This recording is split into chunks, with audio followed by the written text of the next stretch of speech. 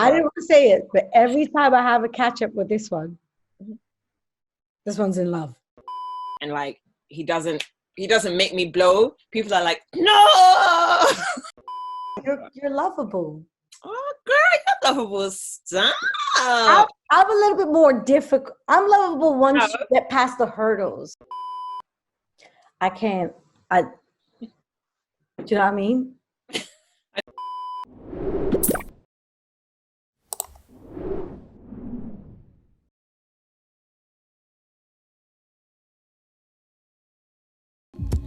Meet Emmavie, the singer, songwriter, producer, musician, and DJ repping London but captivating ears and hearts worldwide. We catch up for the 4th time and discuss how her fan base now includes Marsha Ambrosius, how Timbaland played her music but didn't quite get it, and most importantly, how it's possible that every single time we catch up, she's fallen in love once again. Sit back, relax, and find out why so many of us, including Jazzy Jeff, can't stop singing her praises. Here is Emmavie. Thank you for doing this. Basically, I didn't even realize. I thought it was next month, but it's not. It's my 5-year anniversary on Rinse. Yay! Congratulations. The 5 years. Wow, man. So I'm just catching up. What would you say? Your first show. Who was my first show? Or like, what was the first show? Well, the first year I was doing presenting. Yeah. There wasn't a specialist show and I didn't have any guests. I was just like talking and playing playlist, playing the Rinse playlist. Yeah. And then after a year, who was my first guest? You should know that. I think it was either like, it was someone I knew. I think it's somewhere, I think maybe Alana Verde or maybe Rachel Fox or even Toy Boy and Robin. Like it was people I knew. Yeah, yeah. Okay. And then fast forward, 5 years just gone. And I had you on, I don't know, how many times? 2, 3 times? I think maybe twice solo and then one time with Marie Dahlstrom. 3 times, there we go. And basically I asked people, I was just like, oh, I don't really know. Like last year, my 4-year anniversary, I had all these like guest DJs doing a madness. And I thought, well, we can't do that now. And it's also a little bit of like a lot of organizing. So what should we do instead? And I thought, why don't I just catch up with some of the listeners' favorite guests? And your name came up quite a few times. People love you. That's really sweet. I appreciate that. You're lovable. Oh, girl, you're lovable. Stop. I'm a little bit more difficult. I'm lovable once you get past the hurdles. Do you know what I mean? I think it's like, okay, maybe. we're friends. Like, let's not lie. It's a lot. It's a lot. Now with you, a few things have happened, especially in the last like 2 months. Really? Yeah, I guess so. And didn't Timbaland play? Yeah, he did. That was like it was in the last week. I got you. Here's your beats. Let's go. You know I can't think about it enough. With Timbaland. Can you explain what happens for those? This is a mad one because it sent me through a loop this whole week. It's got me on this emotional roller coaster because, like, okay, it's everyone's dream to have their dream producer play their music. Firstly, the dream is that they like it. So Timbaland's playing it and he's listening. He's kind of like, and it's like, oh, is this gonna be like? Don't be swearing now. Oh, sorry, excuse me. Ooh, beep. Is this gonna be bad? And they were kind of like, yeah, we don't really get the drum pattern because I sent them a tune that's in 7/8, which is like that's a jazz thing, and I know these guys are just listening for like American, also a little bit different as well with catching on with thinking outside of the typical 16 and 32 verse, but also the same goes for like productions. 100%, and I can see that their whole thing is looking for beats for placement. So it's like they want to find a song they can give to Justin Bieber and they can give to Usher. So like I was giving them me straight up, me unapologetically. So then, but I was like content with that because I knew that's what I was getting myself into. I was literally just looking for attention. I was just like, Timbo, just play me, just have heard me, let me play something that also stands out, because I know I was the only person probably the whole submissions that's going to play something in that time signature. So I'm just like, just so you remember. But then obviously that meant that, and I shared it because it's like, it was not a rejection, but it wasn't like, it's not that it was totally in love. Shared that, and then everyone, like, I had a flood of messages like, Timbo doesn't know what he's talking about. And I was like, no, he's still Timbaland the legend. Like, I totally understand. Like, so it was weird. I found myself defending him, why he would be rejecting my music, and a lot of people sending me love, like, oh, he doesn't know what he's talking about. We love you. We'll listen to you all day, every day. And it was a weird mix. So I'm just like, okay, I love you guys, because like everyone always has my back, and no matter what I do, it's just people always support me, even in rejection. Especially like people, I feel like people have this thing with me, like they want to see me win, because it's been like a tough journey. It's been like, oh, why hasn't this happened for Em yet? Why hasn't da. So then in these cases where like I'm face to face kind of with Timbo, and like he doesn't make me blow, people are like, no. That's our underdog, we want her to win. So it's been like an interesting week with that one.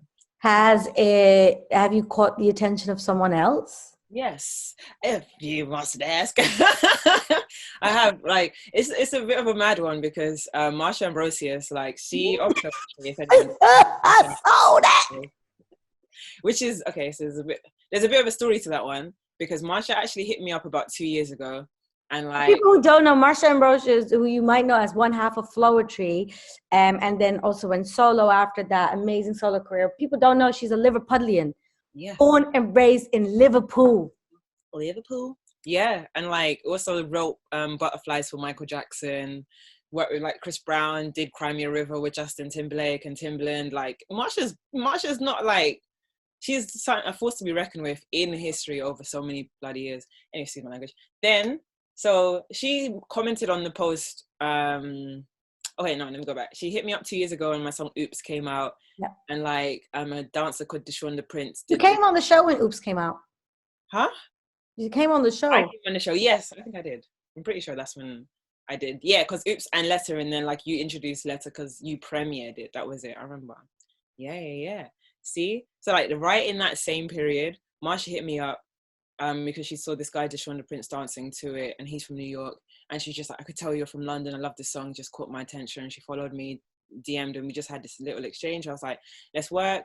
And then we're talking about even like when she's touring in the UK, how I should join. But then obviously this whole like COVID thing has happened. I think everything's just gone out the window, because who knows what would have happened this year.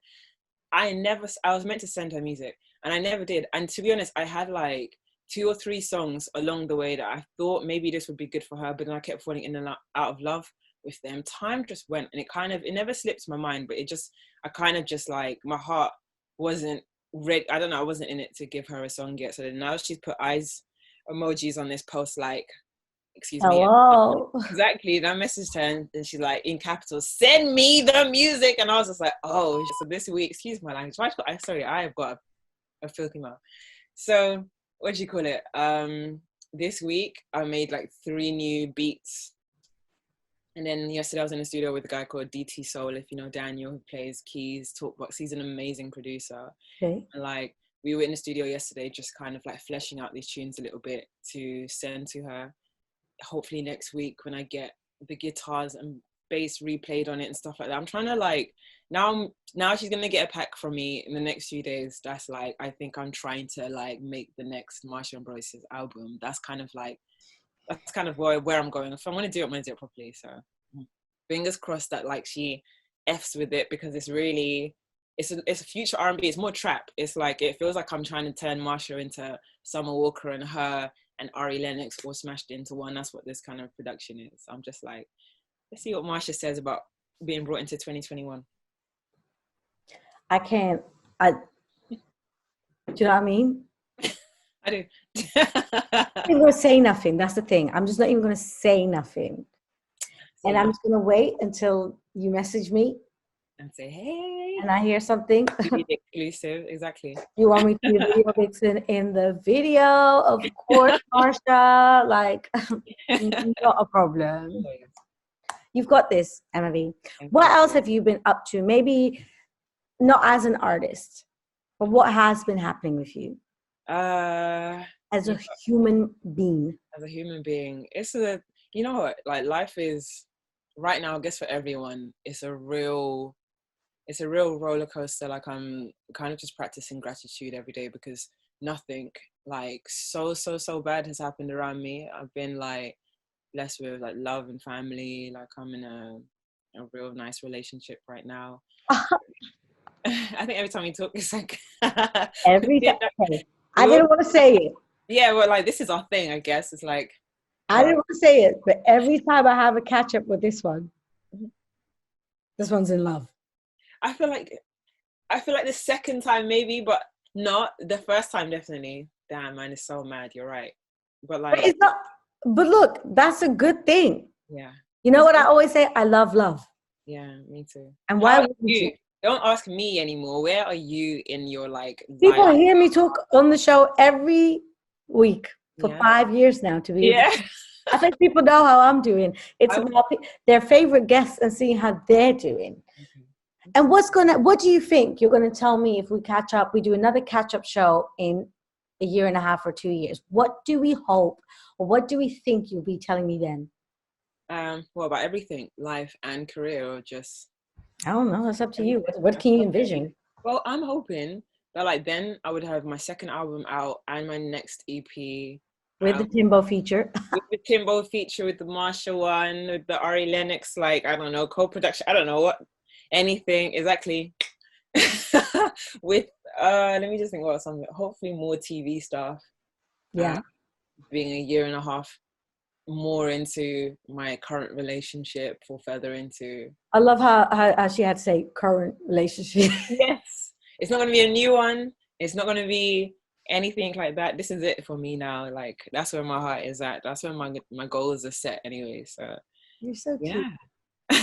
That's really cute. Well, I think, you know what, every time I speak to you, it's always good vibes anyways. And you have this thing where even if there's like, you get knocked down or you get, you know, you find yourself in a sticky situation work-wise, or things not going as they were supposed to go, you were told that they were going to go, were promised that they were going to go, and kind of things that are out of your control, you do handle it very, very well. And I feel like it doesn't actually cloud your creativity, or at least from outside perspective, it doesn't seem to be so. Like you've never done like put out something that made us feel like, oh, that was just for the sake of it. Whether that's the case or not, it didn't come across as that. Do you know what I mean?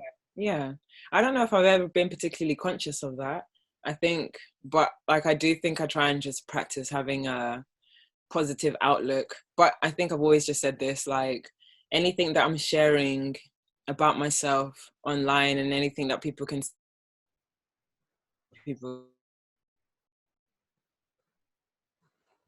or a sense about me through, I don't know, any sort of medium that isn't just knowing me. Oh, it says my internet connection is unstable. Did it freeze for you at all when I was talking just then? For 2 seconds. All right. I always just say like, that's always the stuff that's not the worst thing in the world. Like, that's why I can talk very frankly about like, I don't know, where I'm at in terms of my creative process, my mental health, my love life, stuff like that. Because those are all things that like, I've been through a lot worse, you know? I think when I really think about it, like I've been through a lot worse. So if anything's ever up and down in that stuff, it doesn't cut too deep for me. Yeah.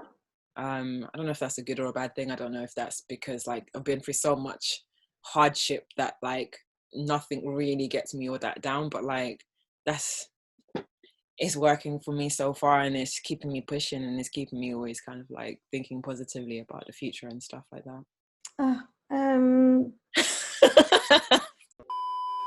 Thank you so much for watching this interview. If you enjoyed it, and if you want to help me out grow my channel, which is my main goal for this year, you already know what to do.